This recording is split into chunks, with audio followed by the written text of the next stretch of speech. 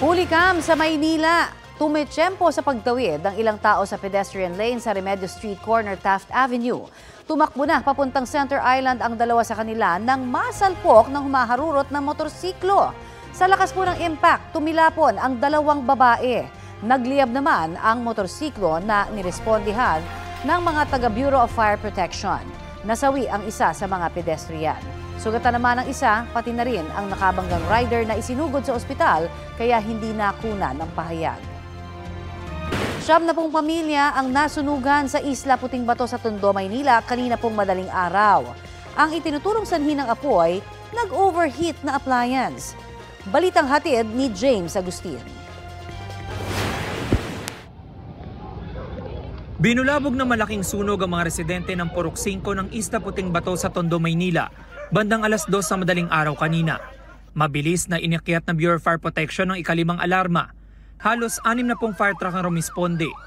Dahil nasa dulo ng residential area ang Purok 5, sa compound ng Manila International Container Terminal o MICT pumesto ang mga fire truck para malapit ang makapagbuga ng tubig.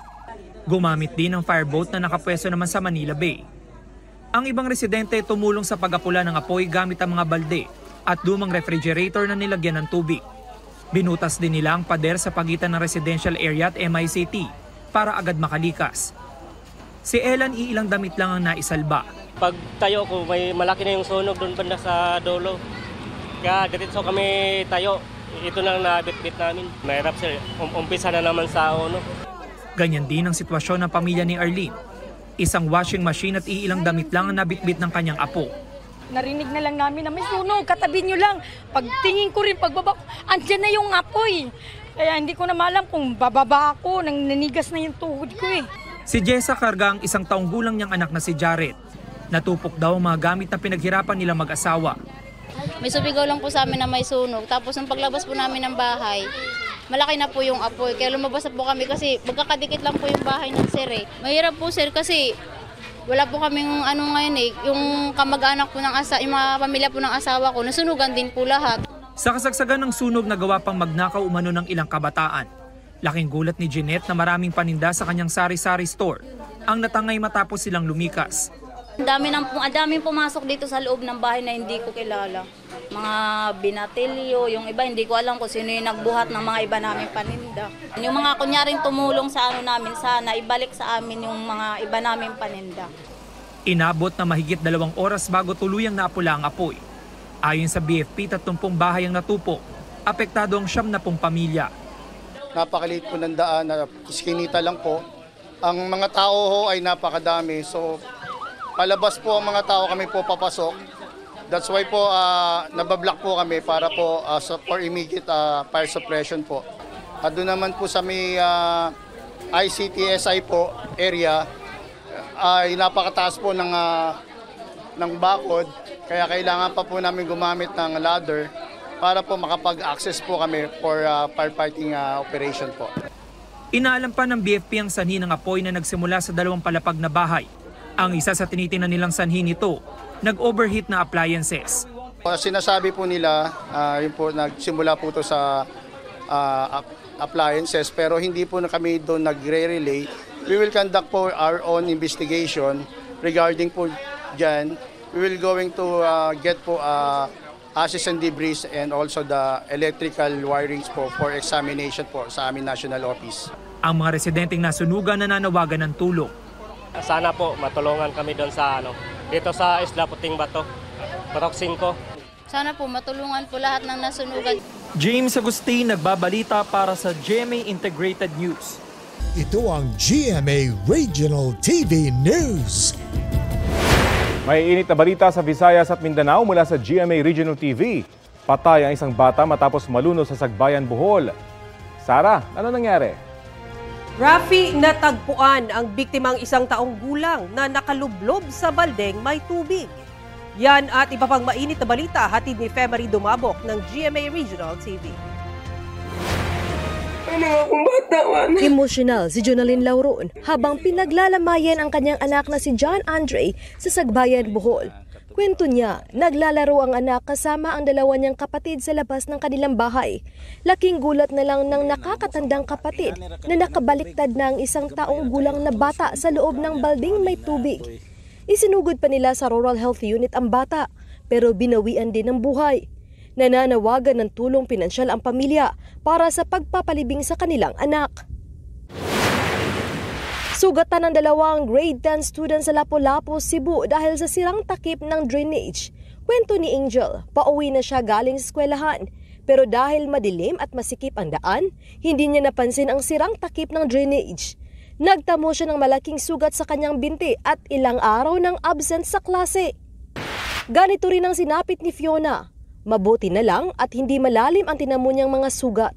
Pinalad naman silang mabigyan ng tulong ng barangay na ipinambili nila ng gamot at anti-tetanus vaccine. Sinubukan ng GMA Regional TV na kunan ng pahayag ang kapitan ng barangay pero wala siya sa kanyang opisina. Hindi rin siya sumasagot sa mga tawag at text. Pero ayon sa ilang opisyal ng barangay, naiparating na nila ang problema sa DPWH Cebu 6 Engineering Office. Marie Dumabok ng GMA Regional TV, nagbabalita para sa GMA Integrated News. 2 sundalo ang patay matapos makaengkwentro ang ilang hinihinalang miyembro ng Moro Islamic Liberation Front o MILF sa Sumisip, Basilan. Hambire matambanin. Ayon sa 101st Brigade ng Philippine Army, tinarget ng armadong grupo ang mga taga-United Nations Development Program na may proyekto sa lugar, pati ang mga sundalong escort nila. Sinilaban pa umano ng mga armadong grupo ang sasakyan ng mga sundalo. Hindi bababa sa 12 ang sugatan sa engkwentro. Ang ilan sa kanila dinala muna sa Lamitan District Hospital bago inilipat sa Camp Navarro General Hospital sa Zamboanga City. Kinundina ng Basilan LGU at ni Presidential Peace Advisor Carlito Galvez Jr. ang engkwentro. Nag-abot din sila ng pakikiramay sa pamilya ng 2 nasawing sundalo. Ayon kay Galvez, gumagawa na sila ng mga hakbang para hindi na lumala ang tensyon sa Sumisip, Basilan. Una nang sinabi ng 101st Brigade na nakikipag-ugnayan na sila sa MILF. Webes latest na mga mare at pare. Ang tanong ng netizens, may something ba kina Sparkle Stars Mavi Legaspi at Ashley Ortega? Spotted kasi na magkasama ang dalawa sa Sinulog Festival. Tila looking sweet sa pictures at meron pang ang interaction sa comment section. Bago pa yan, spotted na rin na magkasamang dumalo sina Mavi at Ashley sa ilang events last year. Wala pang pahayag ang dalawa kung ano ang real score sa pagitan nila.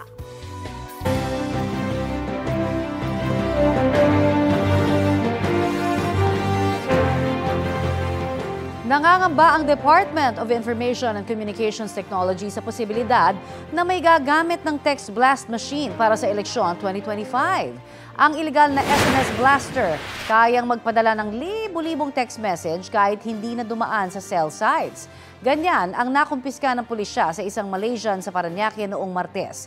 Hinala ng DICT, hindi lang mga simpleng scammer ang bumili sa naarestong supplier, kundi pati mga politiko.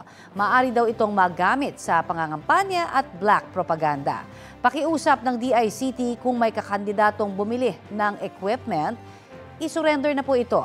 May paalala rin sila sa mga botante. Kung makatanggap kayo ng text blast galing sa certain candidates, wag nyo na po iboto yun. I need to warn our candidates, no? Because we will be monitoring. Huwag baliwalain ang red flags. Yan ang payo ng Cybercrime Investigation and Coordinating Center para maiwasang maloko ng love scam. Lalo't sa kanilang datos, tumataas ang bilang ng mga biktima niyan tuwing Pebrero o Love Month. Ang modus sa likod nito at kung paano may iwasan, alamin sa balitang hatid ni Oscar Oida. Gwapo, matangkad, matipuno at higit sa lahat, napaka-sweet. Ilan lamang daw yan sa mga katangian kung bakit mabilis umanong na-fall ang dating OFW na si Juliet, di niya tunay na pangalan, sa kanyang naging Romeo online na nagpakilalang isang Norwegian serviceman sa isang dating app. Maputi po siya, sir. Maputi, medyo blonde po yung buhok niya. Maganda yung mata niya, parang blow-blow.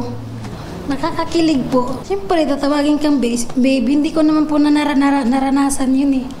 Pero sa paglipas ng panahon, napansin daw ni Juliet na nagiging masyado na munong mausisa ang kanyang online Romeo. Hihiningi niya yung full name ko, magkano ang sahod ko sa isang buwan. Tila allergic din umano sa tawag o video call. Sabi ko, pwede mag-video kahit mga 5 minutes lang, ganyan. Gusto ko lang makita yung mukha mo. Ayaw po talaga niya, ginagawa niya, nagsisend lang siya ng mga picture.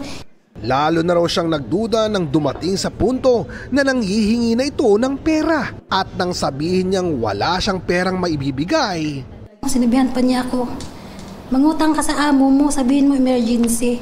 Sa puntong ito, napagtanto raw ni Juliet, hindi ito true love, kundi love scam. Kaya akala ko totoo po siya, yung pala scammer. Di baling pangit na siguro. Totoo yun. Pag sobrang pogi, mahirap. Mapagmahal at masipag. Ang mga katangian daw nating mga Pinoy na madalas ay sinasamantala ng mga nasa likod ng mga tinatawag na love scam o yung modus na pakikipagkilala online, paiibigin ka hanggang sa kalaunay huhututan ka na ng pera. Sa lahat talaga very emotional tayo palagi. And because of this attitude, pwede ka na i-program sa AI. Paano ko gagantuin ang Pilipino? Naka-profile na tayo and they know highly vulnerable tayo. And they know ang Pilipino masipag magtrabaho kaya maraming ipon. Kaya tinatarget tayo. Sa datos ng Cybercrime Investigation and Coordinating Center o CICC, tuwing Pebrero tumataas ng hanggang 15 na Pinoy kada araw ang nabibiktima ng love scam. Kaya importante raw na maaga pa lang madetect na ang mga red flag o mga senyales na baka love scammer na ang kausap nyo. Red flag number 1, ang litrato. Too perfect to be true. Yung tipong yung profile pic niya sobrang aesthetic. Tapos wala pang tagged photos o friends na totoong tao. Red flag din kung tila allergic siya sa video call. Ayaw makipag-usap sa telepono at laging may dahilan para di makipagtagpo. At ang pinaka-red flag sa lahat, pag humihingi na raw ito ng pera. Kesyo may emergency o di kaya nag-aayang mag-invest. Kaya po yung mga profiles natin, yung mga profiles, napaka-importante po niyan. Ito po para may spot. Kasi ang problem, karamihan ng love scam, LDR, foreigners. So there's no chance to meet. Kaya guys, tandaan, ang love totoo, but so are the scammers. Kaya extra ingat, protektahan di lang ang inyong mga puso, kundi pati na rin ang inyong mga bulsa.